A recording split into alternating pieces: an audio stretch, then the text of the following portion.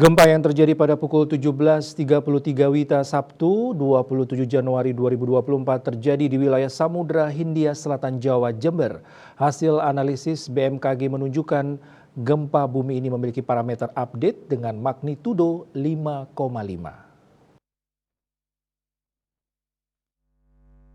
Menurut Kepala Pusat Gempa Bumi dan Tsunami BMKG, Dr. Daryono SSI MSI, epicentrum gempa bumi terletak pada koordinat 11,56 derajat lintang selatan, 113,36 derajat bujur timur atau tepatnya berlokasi di laut pada jarak 370 km arah barat daya Kuta Selatan, Bali pada kedalaman 10 km.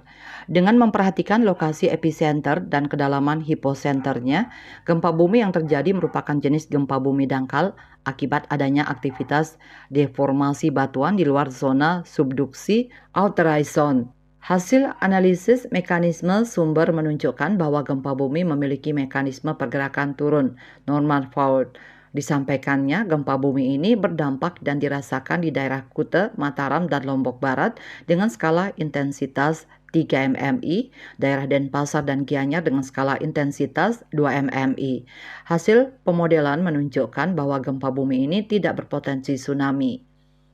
Masyarakat diimbau agar tetap tenang dan tidak terpengaruh oleh isu yang tidak dapat dipertanggungjawabkan kebenarannya, agar menghindari dari bangunan yang retak atau rusak diakibatkan oleh gempa. Terpisah, Kepala Pelaksana BPBD Provinsi Bali, Made Rentin, mengatakan ada 3 kabupaten yang tidak merasakan getaran gempa, yakni Jembrane, Buleleng, dan Karangasem.